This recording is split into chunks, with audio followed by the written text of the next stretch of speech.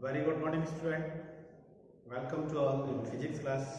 Dear student, in previous video, we have discussed about the center of mass of n particle or center of mass of a system.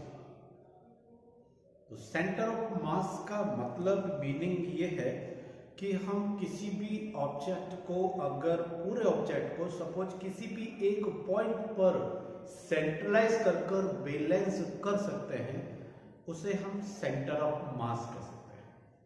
ठीक है, मैं छोटा सा एक example ले लूं कि अगर सपोज मैंने ये बुक ले ली, ठीक, अब इस बुक का सेंटर ऑफ मास, अगर इसकी थिकनेस, लेंथ, सब कुछ अगर कांस्टेंट है, सेम है, स्टैंडर्ड मेजर है, तो फिर इसका सेंटर ऑफ मास, अगर आपने, मैंने कहा इस फिंगर पर मैंने इसको होल्ड किया, ठीक, तो जिस जगह पर मैंने इसको होल्ड कर रखा है आपको शायद दिख रहा होगा, ये इसके लिए सेंटर ऑफ मास कंसीडर होगा। ठीक है, ये चीज थी। जरूरी नहीं कि उसी को कहें, ये भी हो सकता है। मान लीजिए मैंने कहा कि कोई ऑब्जेक्ट था, इसको सेंट्रलाइज करने के लिए आपने ये कोई पॉइंट कंसीडर कर लिया,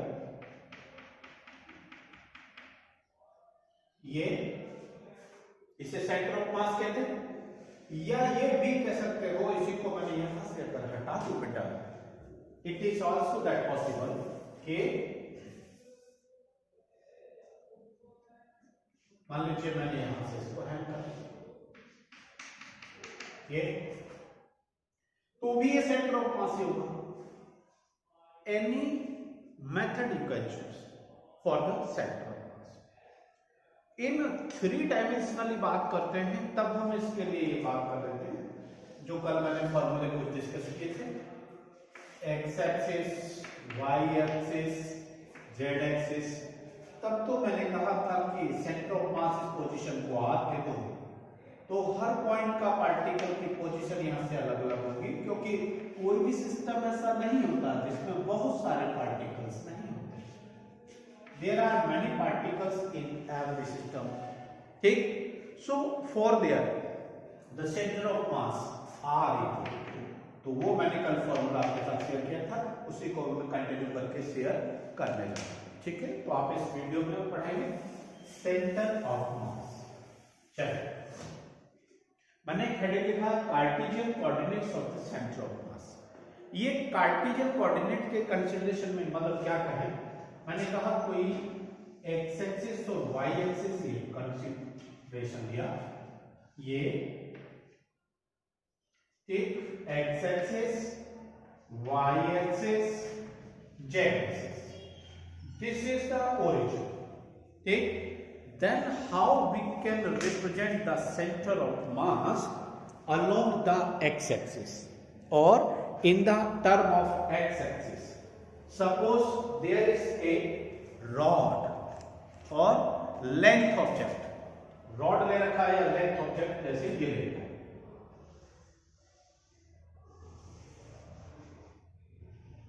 ये ठीक, ये इसका सेंटर कंसीडर कर दिया मैंने।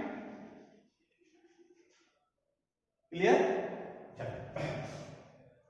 One point is supposed here, second point is supposed here, and location of first point, and that will be A. Clear? Along x-axis की बात करें, suppose position of x-axis from origin x1. Here the particle of mass or body, that is m1. Second location from the center, that is x2, this one, and up to here the mass is m2. Clear? And both are in balance at the center, and that point is said to be, this is, and this is said to be capital X. It is said to be capital X from here, from the origin. So first particle at position x1, second particle at position x2, or for many particles m1 m2 m3 and so on, बहुत सारे हो सकते हैं। मैं पहले दो particle की बात कर लेता हूं, इसकी और सपोज इसकी बात कर लेता हूं। ठीक, centre where the whole mass of body to be concentrated, वो कितना होगा, कैपिटल एक्स। तो कैपिटल एक्स इक्वल टू यानी सेंटर ऑफ मास, जो कल हमने डिफाइन किया था कि centre of mass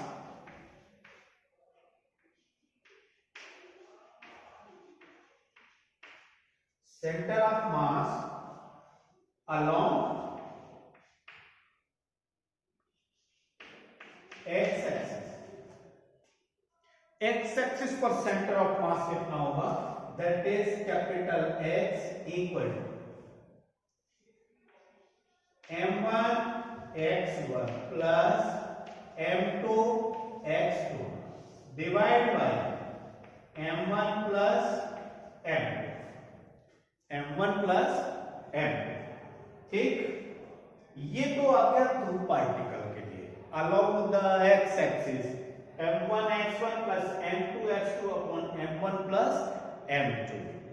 Is it clear? This is the center of mass. But there are many particles in the system.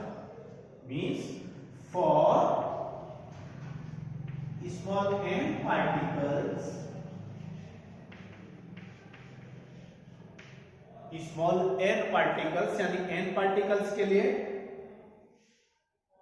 x equal to क्या करेंगे, small m1 x1 plus m2 x2 plus and so on mn xn divide by m1 plus m2 plus and so on mn। देख लीजिए बड़े आराम से, शायद कोई दिक्कत नहीं होगी, वीडियो आपको प्रॉपर दिख रहा होगा, पूरा वीडियो आ रहा है, ठीक है, आराम से, कोई दिक्कत नहीं। ठीक, so this is the centre of mass of Ci, this is centre of mass along the x axis. Clear? चलिए अब आगे चलता हूं, थोड़ा सा सेकंड बात करता हूं along y axis. Same for y axis, y axis और y axis के लिए अब मैं इधर शो कर उस चीज को नहीं, डायग्राम पर आपको इधर ही बना देता हूं। चलो मैंने कहा ये y axis कंसीडर कर लेते हैं, ये y axis आ गया, ठीक, ओरिजिन आ गया। चलिए ये पार्टिकल m1 आ गया, ये m2 आ गया। First particle at the position of x1 from the centre and second one at the x2 from centre. ठीक, और ये दोनों का मास एरिया बीच में है,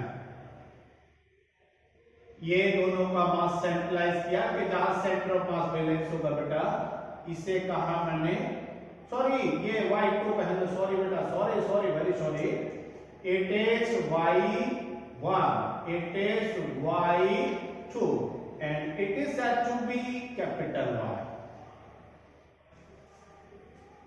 ठीक, then the centre of mass y centre of mass equal to m1 y1 plus m2 y2 divide by m1 plus m2। Clear? कहीं दिक्कत नहीं होनी चाहिए कैसे भी, क्लियर ना? Next one, for n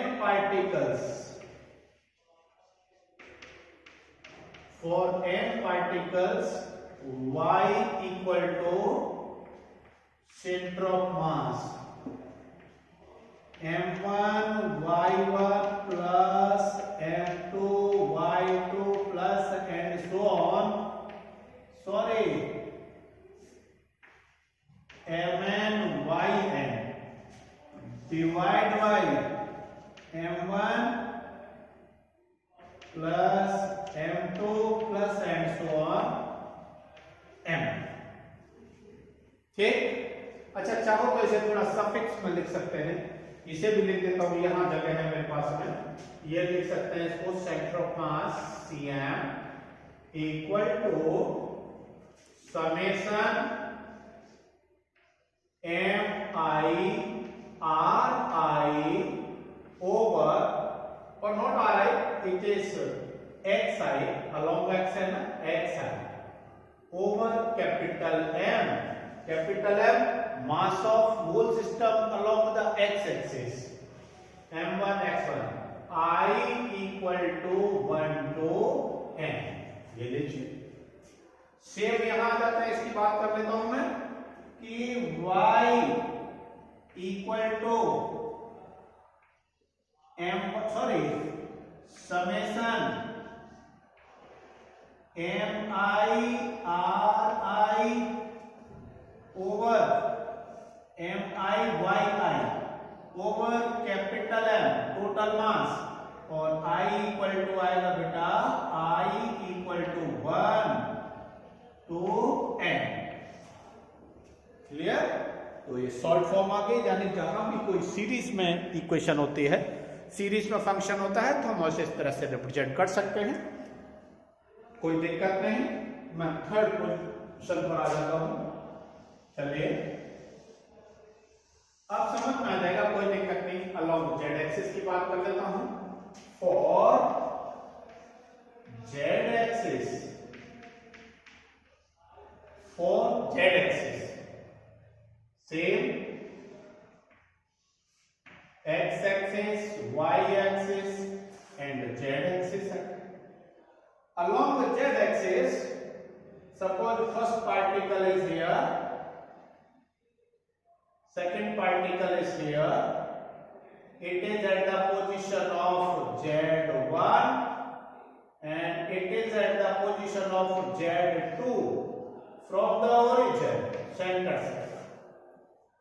Then the center of mass at capital Z from here, that is Z center of mass equal to m1 z1 plus m2 z2 divided by m1 plus m2। कहीं दिक्कत नहीं states की ना? चलिए फिर आगे चलते हैं। For n particles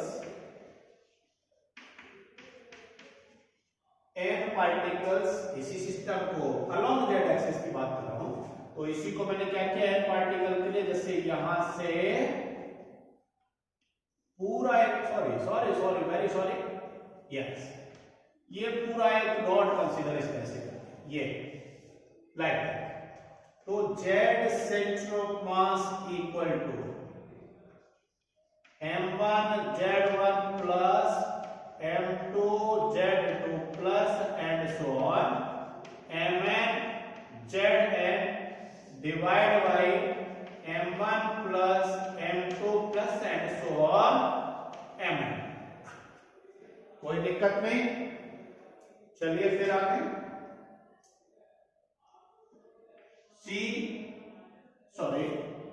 ZCM equal to m1 z1, very sorry, summation में लिख रहा हूं बेटा, z mi zi और I equal to 1 to n divide by capital. This is the centre of mass along z axis.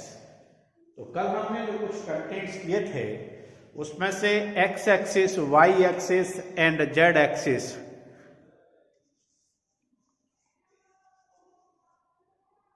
चलिए तीनों का हो गया, along x, along y, along z, तीनों एक्सिस का हो गया। अब तीनों में से कंबाइंड का जो पार्ट था, वो भी यहां छोटा सा आपसे शेयर कर लूं कि फॉर कंबाइंड यानी x, y and z, x Y z plane, sorry axis, तीनों में x, y, z, x Y जेड के लिए इसको जब बात करेंगे तो बेटा कुछ इस तरह से लेना पड़ेगा।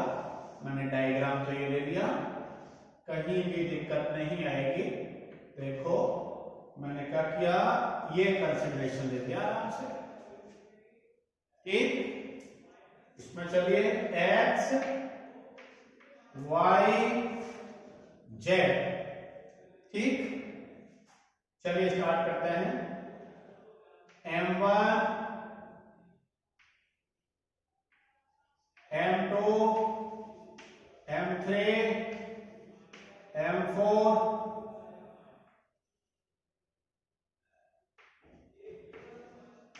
M5 और ये आ गया इधर Mn, ठीक।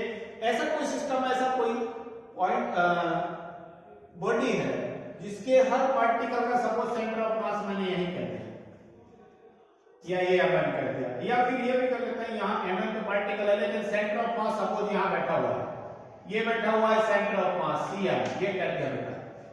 But along x, along y, along that तीनों एक्सिस पे, तो कैसे शो करेंगे इसको, ओरिजिन से पोजीशन, ये तो आ गया बेटा, सॉरी इसको तो लिखा मैंने कैपिटल आर, ध्यान रखना है, एक कैपिटल आर यानी पोजीशन वेक्टर में पढ़ा था हमने, resultant position vector capital R होता है।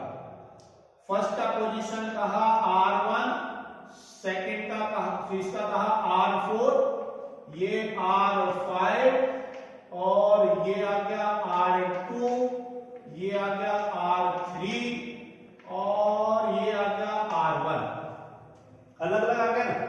ये मैंने कहा बेटा इसका सेंटर ऑफ मास है सारे का, मतलब यहां बॉडी सपोज कंसंट्रेटेड है, क्या कंफ्यूज नहीं होना, ये मत समझना कि मैंने सेंटर ले लिया तो यहां, इसलिए तो इरेगुलर शेप लिया है, एक्स वाई जेड तीनों एक्सिस में कहीं भी है, तब उस कंडीशन के लिए इसको सेंटर ऑफ मास में क्या लिखेंगे, सेंटर ऑफ मास, ध्यान रखना है बहुत ध्यान से, आर ये पोजीशन जो ओरिजिन से है, ये सेंटर ऑफ मास आर, और ये लिखा मैंने पोजीशन वेक्टर भी आता है ऐसे, तो लगा देता हूं Cm इक्वल टू पहले पार्टिकल का M1 R1 plus M2 R2, ऐसे and so on Mn Rn, divide by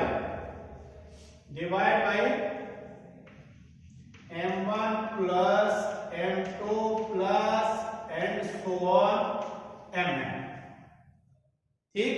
अलग अलग पार्टिकल के सेंटर ऑफ मास के सबके इक्वल होता है, क्लियर। इसी को मैं ये लिख दे सकता हूं, और क्या मैंने कहा, RCm equal to summation sigma, capital sigma कहते हैं इसको बेटा, MI over M1 M2 M3 that is capital M, ठीक। तो I equal to 1 to n, I equal to 1 to n, ठीक।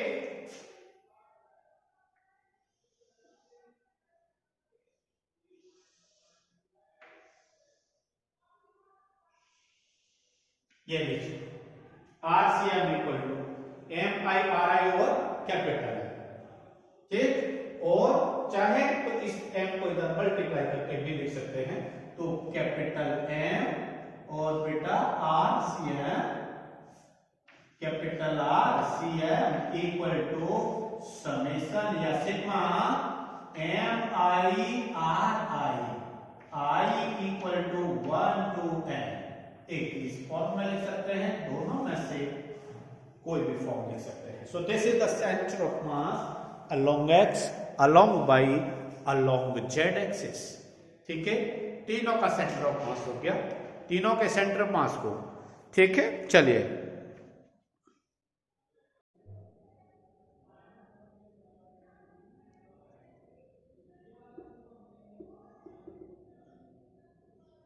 ठीक, तो नेक्स्ट बात करते हैं हम motion of centre of mass.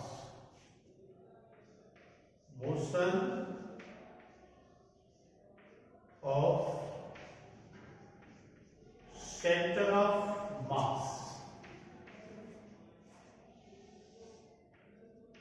ठीक है।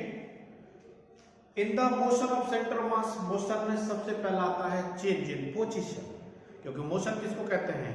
The rate of change of position is change in position. तो rate of change of position को हम वेलोसिटी कहते हैं, ठीक है। तो देखिए कैसे करेंगे, इन 3 डायमेंशनल 3D मोशन कॉमनली बात करेंगे तो 3 डायमेंशनल में मैंने सेंटर ऑफ मास के फॉर्मूला लिखा, m1 r1 m2 r2 m1। In 3 dimensional motion the centre of mass, center of mass, that is RCI, equal to m1 r1 plus m2 r2 plus and so on, mn rn divided by m1 plus m2 plus and so on mn। Clear, कहीं दिक्कत नहीं। और इस system को हम क्या लिख सकते थे? if m1 plus m2 plus and so on mn equal to कहेंगे कैपिटल, इक्वल टू कैपिटल है, तो कैपिटल M का वैल्यू यहां आ जाएगा, क्या बन गया बेटा ये m, मैं एक स्टेप ओवर कर रहा हूं, m r c i equal to m1 r1 plus m2 r2 plus and so on mn rn, ठीक है। ये देखिए पूरा एक सेंटर ऑफ मास का रिलेशन आ गया। बट मैंने तो कहा है टॉपिक में कि मोशन चाहिए, तो हम एक काम करते हैं, इसको मोशन के टर्म में ले लेते हैं, क्योंकि जब हमारे पास में पोजीशन वेक्टर सारे हैं और चेंज इन पोजीशन को हम कहते हैं वेलोसिटी। तो देखिए डिफरेंशिएट इसको कहा मैंने इक्वेशन नंबर फर्स्ट, मैंने कहा we know the rate of change of position is known as velocity, क्या? The rate of change in position is known as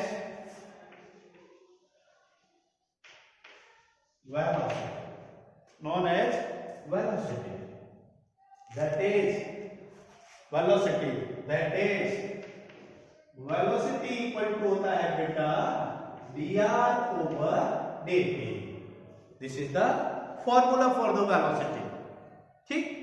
चलिए इसको तो मैं क्वेश्चन नंबर 2 रिप्रेजेंट कर देता हूं, but how we will decide, देखिए कैसे करेंगे। करना क्या है, जो फर्स्ट इक्वेशन कंसीडर किया है उस फर्स्ट इक्वेशन का डिफरेंशिएशन करना है, बहुत सिंपल कंटेंट है, सिंपल टॉपिक है।